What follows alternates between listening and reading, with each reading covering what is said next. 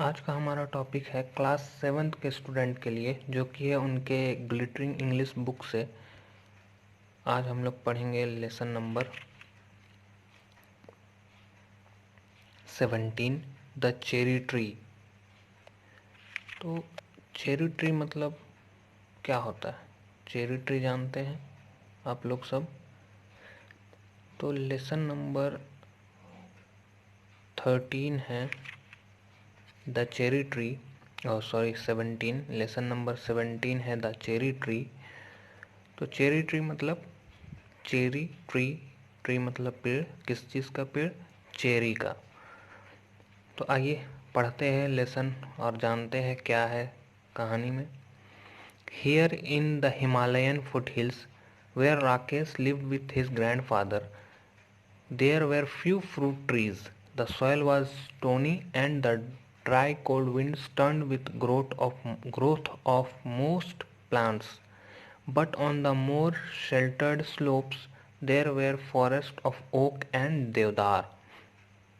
Rakesh's parents lived in a small village 50 miles away where there were no schools in the village. As soon as the boy was of school-going age, they sent him to stay with his grandfather in Missouri. तो first और second paragraph में क्या है? तो कहता है here in the Himalayan foot hills, यानी राकेश नाम का एक लड़का जो है वो अपने ग्रैंडफादर यानी दादा दादी के साथ में हिमालयन फुट हिल्स में रहता है। फुट हिल्स यानी हिमालय के पहाड़ के का जो हिस्सा होता है उसी में, ऊपर के एक फुट हिल के हिस्से में, यानी ज़्यादा ऊंचा भी नहीं ज़्यादा नीचा भी नहीं। फुट हिल कहने का मतलब लेवल में है ना। मतलब जो बेस होता है, निचला हिस्सा जो होता है उसको फुट हिल कहते हैं। जो जैसे हिमालय पहाड़ है तो उसका ऊपरी हिस्सा नहीं, नीचे वाला हिस्सा जो बेस होता है ना, मतलब थोड़े से ऊंचाई में रहता है अपने ग्रैंडफादर के साथ में। There were few fruit trees, और वहाँ कुछ फल के पेड़ पौधे थे, है ना, पेड़ थे। ज़्यादा फल का या ज़्यादा पेड़ भी वहाँ नहीं था, क्योंकि हिमालय है, बर्फीला जगह है, तो वहाँ ज़्यादा पेड़ नहीं होता था। और जो मिट्टी है वो भी बहुत ज़्यादा स्टोनी था, यानी पथरीला था। तो अब पेड़ पौधों को जीने के लिए ज़्यादा मिट्टी चाहिए, लेकिन वहाँ हिमालय के पहाड़ के आसपास क्या मिलेगा? तो पहाड़, चट्टान, पत्थर, यही मिलेगा, है ना। और जो वेदर है, ठंड का मौसम भी है वहाँ हिमालय के पास, हमेशा ड्राई कोल्ड विंड चलता था, तो वहाँ पर किसी भी प्लांट का बढ़ने का जो ग्रोथ है वो बहुत कम होता है ना। लेकिन फिर भी वहाँ हिमालय के आसपास में बहुत सारे जंगल है जिसमें ओक और देवदार के पेड़ पाए जाते हैं। राकेश के जो माता पिता है वो उस जगह से 50 मील दूर, मतलब राकेश के माता पिता कहाँ रहते हैं? तो एक गांव में रहते हैं जो 50 मील दूर है, और राकेश अपने ग्रैंडफादर के साथ में, दादा के साथ में हिमालय में रहता है। तो वो अपने माता पिता को छोड़ करके अपने दादा के साथ क्यों रहता है? तो वो इसलिए क्योंकि उसके माता पिता, उसके पेरेंट्स विलेज में रहते हैं, गांव में रहते हैं, जो कि 50 मील दूर है, और वहाँ कोई भी स्कूल नहीं है, ठीक है। और इसलिए वो अपने दादा दादी के साथ रहता है। इसलिए रहता है क्योंकि जैसे ही उसका उम्र स्कूल जाने का हो गया, हाँ, जैसे ही वो 5 साल का हो गया तो उसका उम्र हो गया, समझिए, स्कूल जाने का। तो इसीलिए उसके माता पिता उसको उसके ग्रैंडफादर के पास मसूरी भेज दिए, ताकि वहाँ से वो स्कूल जा सके, क्योंकि गांव तो 50 मील दूर था और वहाँ कोई भी स्कूल नहीं था। His grandfather was a retired forest ranger. He had a little cottage. Sorry, his grandfather was a retired forest ranger. He had a little cottage in outside the town. One day on his way home from school, Rakesh bought a bunch of cherries for 50 paise. He was eating the cherries while walking, and by the time he reached the cottage, there were only 3 cherries left. Have a cherry, grandfather, he said as soon as he saw his grandfather in the garden. Grandfather took one cherry and Rakesh promptly ate the other two. He kept the last seed in his mouth for some time, rolling it around and round on his tongue. Then he placed the seed on the palm of his hand and studied it. Uh, are cherry seeds lucky? said Rakesh. तो अब क्या होता है कि वो तो अपने दादाजी के साथ मसूरी में रहता है। अब उसके दादाजी एक रिटायर्ड फॉरेस्ट रेंजर है। फॉरेस्ट रेंजर यानी जो लोग फॉरेस्ट में वहाँ का जंगल का जो देखभाल करते हैं वो फॉरेस्ट रेंजर कहलाते हैं। तो कहा कि ग्रैंडफादर जो थे उसके फॉरेस्ट रेंजर थे और उनका छोटा सा कॉटेज था, घर था। और आगे कहता है कि राकेश जो है एक दिन अपने घर आ रहा था, कहीं गया होगा घूमने या बाज़ार गया होगा, मार्केट गया होगा। तो वहाँ से जब वो वापस आ रहा था तो 50 पैसे का वो बंच ऑफ चेरीज़ यानी चेरी का कुछ गुच्छा खरीद लिया और चेरी खाने लगा। 50 पैसे में उसको मिला था और चेरी खाने लगा। चेरी खाते खाते वो अपने घर पहुँचा। जैसे ही घर पहुँचा अपने दादाजी के घर, तो वहाँ उसके हाथ में सिर्फ 3 चेरीज़ बचे थे। तो वो अपने दादाजी के तरफ हाथ बढ़ाया और कहता है, हैव अ चेरी ग्रैंडफादर। तो उसके दादाजी एक वहाँ से एक चेरी, एक पीस जो चेरी था, 3 बचा था तो उसमें से एक उठा लिए और बाकी को राकेश जो है वो अदर 2 को खा गया, है ना।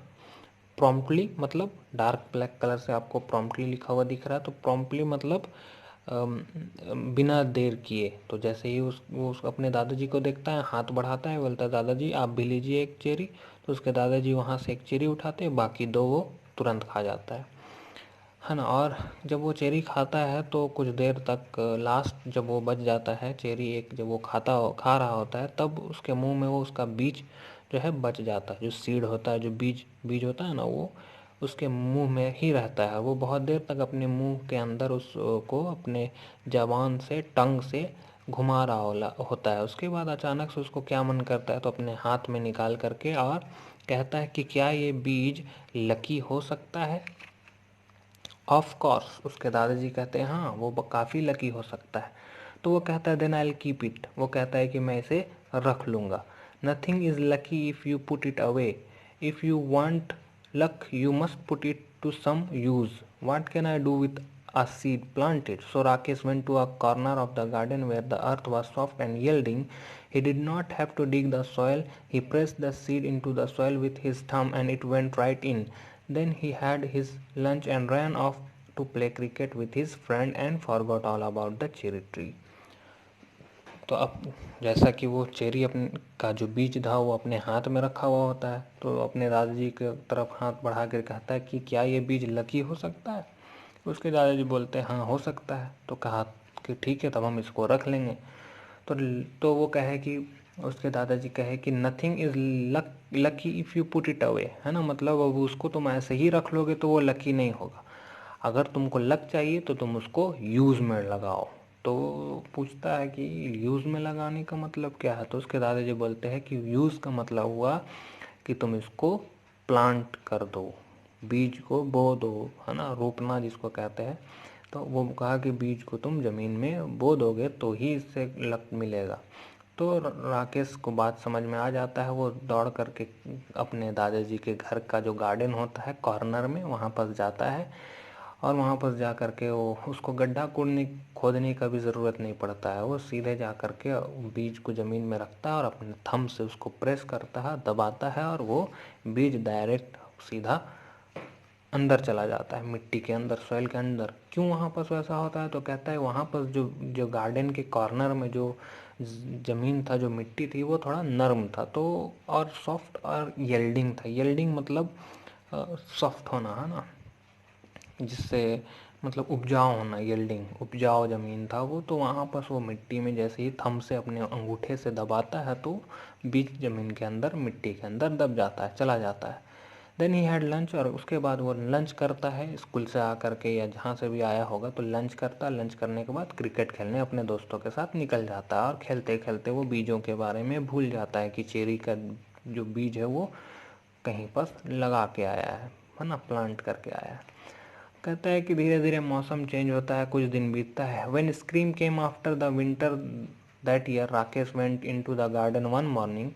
He bent to pick up what he thought was a small